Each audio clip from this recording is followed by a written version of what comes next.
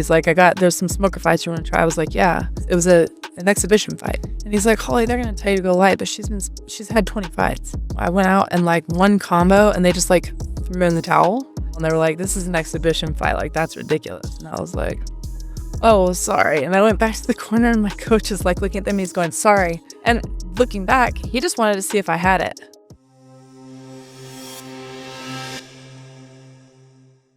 Do you have any street or school fights that... Yeah. Really? Yeah.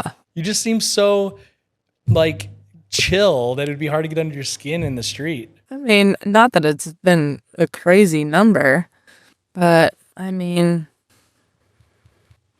I probably had, like, 5, well, like, between, first grade and 6th grade. And they were all boyfriends? Nope. Not girls? One was a girl. I fought one girl. The rest were boys. Oh, no way. I was joking. Yeah. That's hilarious. They're all like random stories. They're not like, and then I got into like, didn't want to. I got into a fight when I was 20. A little wild story, but. Was this in New Mexico? Was this? Oh, New Mexico, yeah. I mean, when I was young, there was like a couple, like, okay, let's just go with like one of my more innocent fights. It's like, we're on a soccer tournament. My brothers were there. We all played soccer, and all the teams stayed at the same hotel. And there's like, there's whatever hotel that is where it's like the pool's on the inside, and then the walkways that go around in a circle. You know what I mean? Still all see. Right. Yeah. Well, there was these guys throwing like a mini soccer ball that they had from the tournament. And it was like everybody in the pool was annoyed because it was like there's so many people down there. And it like hit me in the head, which is fine. But I just grabbed it and I like threw it up on one of the, so they would have to go get it. Floors? Oh. Right, up on the, up just, what do you call that? The walkway, like in front of all the rooms. Yeah, the floor, yeah. So I like threw it up there. So and everybody was like, yeah, thank you. But like, there was teams from all over and like everybody's in there. And I was just like, oh, there it is. And I like threw it up there. And then like a few minutes later, it was like a tap on my shoulder and I turned around and this boy was a ball punched me right in the face. And so I started going at it. We were in the pool, like in the 3 foot deep, you know what I mean? And I was just started like going on it. And my brothers were like, yeah, Holly, you better you know what I mean? Because they were. Did your brothers jump in there? I mean, I feel like a boy hitting I think if I would have been getting hurt. No, I was beating him up. Of course. Yeah. I think he could also because he didn't expect it. Like he thought he was going to. Then his mom came over and I was like, oh no, she's going to be mad or I'm going to be in trouble. And no, she grabbed him by the ear and because she saw him hit me first and she goes, get out of here. You were 20 or is this when you No. were No. That was my first fight. I was like, this is like prison stuff. A guy decking a girl. No, that was like in whatever, 4th or 5th grade. I feel a little better. No, not I was getting my blood. I was like, your brothers aren't killing someone? Oh no. But back then I was a big girl. I grew up fast. Like I was bigger than, and girls mature pretty quick. Yeah. So back then I was okay. Like, so a boy hitting you that was your same age, you kind of look like the bigger sister? I'm just as strong as you, dude. You know what I mean? I love it. And that, I'm not saying that even now, men are stronger than women. I'm not saying, but we were young but it was just a silly. Jeez, my heart rate was getting so high for a second. Oh no. It wasn't even, I didn't even care. It was just over. Oh. It was just, and then you're like his hit barely even. Soccer game the next day, But there's I got a couple fights in school. And some of them were, I'll just say one more. This one's, there's too many details to the one when I was 20. It was actually a pretty big street battle. But when I was in 5th grade, there was a boy in our school and he was very would rub on girls, grab girls, he was a pervert. Yeah. And he wouldn't do it to me because I would tell him I wouldn't let him. And he was doing it to one of my friends. And she was getting really frustrated. She's like, and I'm like, you can't, you're kind of not saying anything. So it's and he's, I don't know what words I use, but I was like, you're an easy target. I don't know I didn't use those terms when I was in 5th grade, but I was like, you just have to tell him no. And he'll stop. And so it kept happening. You'd lean over, recess, getting water. He'd walk up behind. He was, and looking back as an adult. Yeah. Where did he learn that from? Totally. Sad. something definitely terrible had to have happened, right? Totally. And so, but at the time, you're just like, no, this kid's a pervert. Yeah. But we were coming in from recess, like the bell rang, and I saw something. I don't know exactly what he did, but she turned around and she like told him off, and she was like, stop. And I was like really proud of her. Yeah. I was like, yes. And I was like behind them. And then he like stood like, shoulder width, like with his arms crossed. And he's like, oh yeah, like what are you going to do about it? And he was kind of like going off on her. And I was a little cowgirl. I had like my little, jeans and my boots on. I went right up behind him, just right up between his legs. I kicked him so hard. And he like dropped to the ground. And I told my friend, I was like, kick him. So she kicked me like in the ribs, and I was like, hard. So her and I just started like kicking him. So I was like, trust me, he won't do it. I was like, so we just were kicking him. Friend. Yeah. So then she went to class, and I was like, don't worry about it. I knew that my parents knew about him. I would go home and tell them like, I don't even want to say his name because I don't like to blast, like, because I don't know what happened to him when he was young, looking as an adult. But I was like, do you still know him? Like, it's a small town. No, I don't. Oh, you don't know where? Not even after that year. I never saw him again. Never. Maybe 6th grade, maybe a little bit at school, and that was it. But then I was like, go ahead and go to class. Like, I knew my parents wouldn't be mad if I did that because they knew I was just standing up for what's right. Like, even if I got in trouble, I knew I wouldn't be in trouble at home. Not that my parents were like, yeah, go out and fight. But for something like that, they were like, don't let him bully you. Yeah. So you were like, go, I'll take care of this with teachers. And they called me to the office like the next day, and I was like gonna get like suspended or whatever. And no lie, the principal had my mom come in and we had a whole meeting, and he's like, listen, we get it. Holly pretty much did what teachers wish they could do. They see it, but they can't do anything. They can't. And so we have to suspend her because she got in a fight. But like all of her teachers are gonna let her turn in her homework. She's not gonna get like zeros and stuff like that. And you can't say anything. And I was like, no worries. So I got my homework. I had 3 days off of school. Way to go. I never said, like, at the time, after it's like, it didn't matter. But at the time, I never said anything about it. So I had a couple little, like, spiffs. But looking back as an adult, I'm like, my fights were, like, valid. Like, they really weren't, not all of them were, like, they weren't all like that. Some of them were scuffles of, like, misunderstandings or whatever. But, like, I never was looking for it. But they definitely found me. Who or what first inspired you to start pursuing boxing? I was in soccer. Soccer season was over. I wanted to keep in shape in between soccer seasons. So I went with my friend from high school to this gym down the road, John's Kickboxing, to do a cardio kickboxing class. So I did that for like almost a year. And before and after, depending on the night, there was sparring classes. So I was like, that kind of looks fun. I want to try and spar. So I started going to like the technique classes and started sparring a little bit. And I went and watched some of the fighters do like a smoker card, like a, little hole in the wall at a bar. Yeah. And I was kind of thinking it'd be a little more like Latin. I was like, no, they really go out. I was like, I really need to try that at least one time.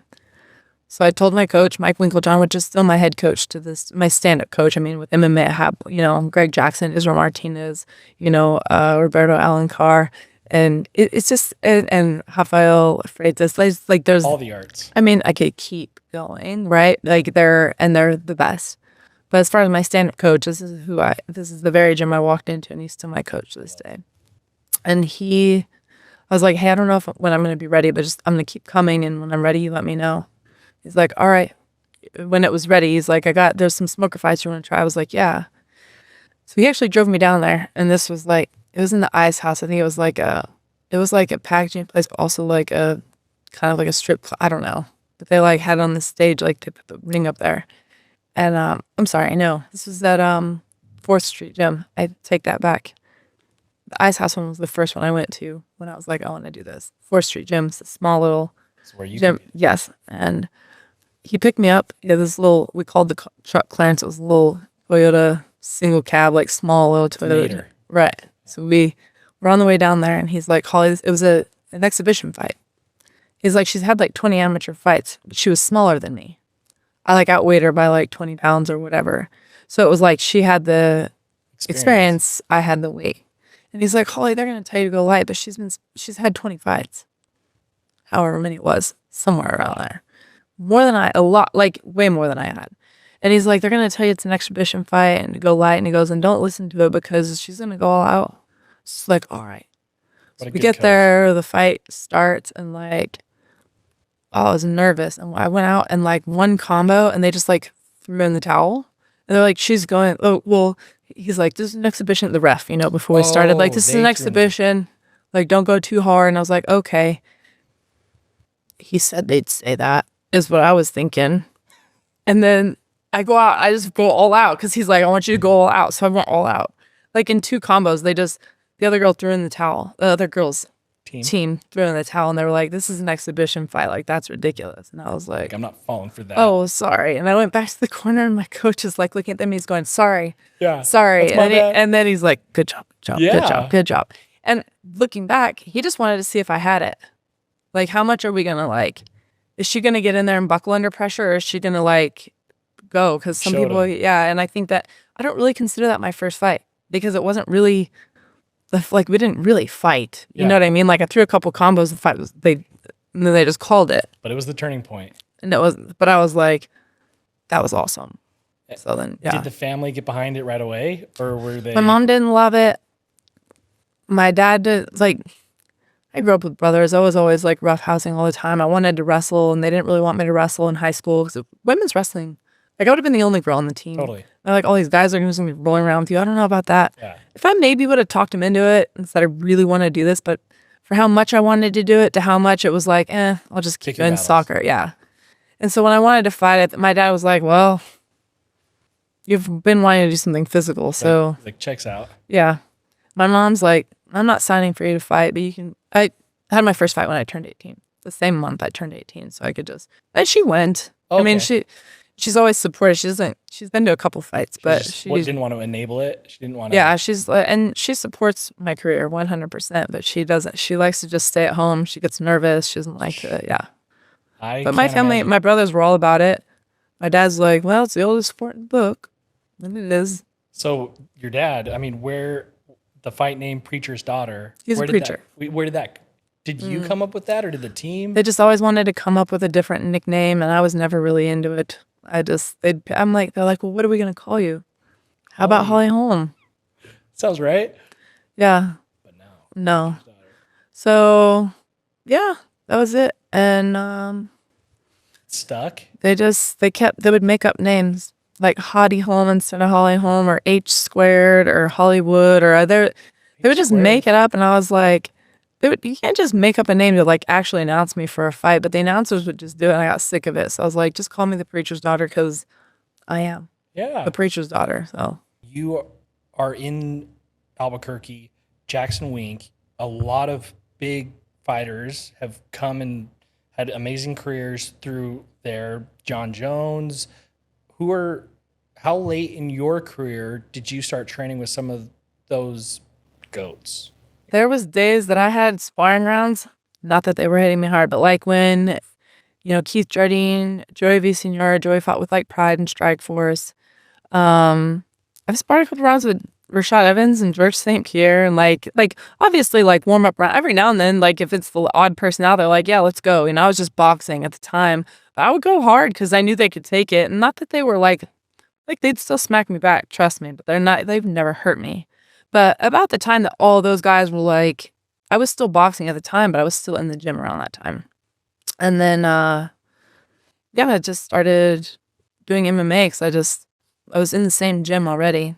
So that's a good point. So maybe my time was off. When you had the opportunities to spar with Jon Jones, was before you kind of converted to MMA? By the time he was in the gym, I was like, I was already like into doing MMA. Was Cerrone around? I've sparred with Cerrone plenty of rounds too. Yeah. Yeah. I mean, it's been like, there's been, we're talking, I'm 43 now. So I started MMA at 30. I've already had 10 years of boxing. So I've been in the same gym all these years. So if you go back and look at any of those years of who was there, like I definitely at least had some kind of drilling round or light sparring round. Or I'm not saying that like I was on the level of a lot of this, but like boxing was kind of fun with them actually because say, you are it's on a different. level. Yeah, it was like that was really fun, but it just depended on who was there during that time. But the heavyweights now have a different weight, a different hour they spar than the lightweights. So once the team started getting like bigger and bigger and bigger, they separated it. So it's like 170 and up. Like you guys, they spar the hour before we do. Then like all the lower weights spar. Yeah. It seems like a lot of gyms that have big, either up and coming talent that are making their way, or just big personalities. There's usually somebody who's kind of the, what do you call them, superhero, super winner. Is there anybody that you didn't like to spar with or be in the gym with because they would just not know when to take it easy? I think there are some times like that, and there are some people that when I was sparring, I was like, I better be careful this round because I don't want to get hurt and things like that. But if there ever was around that I'm like, you were kind of actually trying to injure me, why are you trying to do that? Or, doing like kicks straight to the knees, that you have to do it in practice in order to do it in a fight, but you also go at a sparring level not to like cause injuries. There's always accidents that can happen, but when it's kind of like coming from an intentional spot, there's been a couple I've been able to avoid getting injured in training like that for the most part. I mean, obviously there's been a little cut from a headbutt here in training, or a little, there's been times like that, but never like a real bad injury. Nobody that everybody stood clear of because they had that reputation? I mean, not to put anybody on blast. No, I think that there's some that people will avoid because they know it's going to be a hard round and they want to kind of dodge it. And there's that too. It's not just about getting injured, but I don't call anybody out. Hey, because I see both sides of it. I think that people need to be able to go in there and spar hard. And I also see I think you can spar hard, and there's a fine line between sparring hard and like not causing damage in training. But what was the biggest challenge you faced going from boxing to MMA? Aside from everybody telling me that I shouldn't, what am I thinking? I should retire. I've already been boxing. All right, but technical, technique wise, you're only throwing punches, and you can do inside boxing in a fight. So I would get comfortable with that. I would be doing inside boxing, but then like somebody would just clinch me, and I'm like, oh, I can't just stay in tight, like, or they'll drop on my legs, or they'll, I had to learn that I couldn't get comfortable, like, just like doing inside boxing in an MMA fight. And I had to break a lot of the habits. There's long boxing, inside boxing, and I didn't mind inside boxing. Most of my career was more footwork and moving out, but I didn't mind doing like inside boxing, and I had to let go of a lot of that. Now I don't mind it as much because I've learned clinch, but back then I didn't know what I was doing. So I didn't want to be I wanted to be where I had the advantage. So to kind of break the habit of getting too comfortable being inside was probably like a big thing. And also just kickboxing. I had amateur kickboxing fights, I did actually train kickboxing. So that wasn't the hardest thing going to MMA. Like I was already very familiar with kicks and all that, but the clinch and the wrestling was new to me. I hadn't done any of it. Been around it, been in the same gym, so I understood, but it's still different when you like come in and have to, when people are already well skilled and well rounded at it and have to like jump in and compete with them. I think that was the biggest thing, is just to break the habits of getting too comfortable boxing close. And that's why some fighters, they like to go to just a boxing gym and just train boxing and then go to and I don't ever do that with MMA.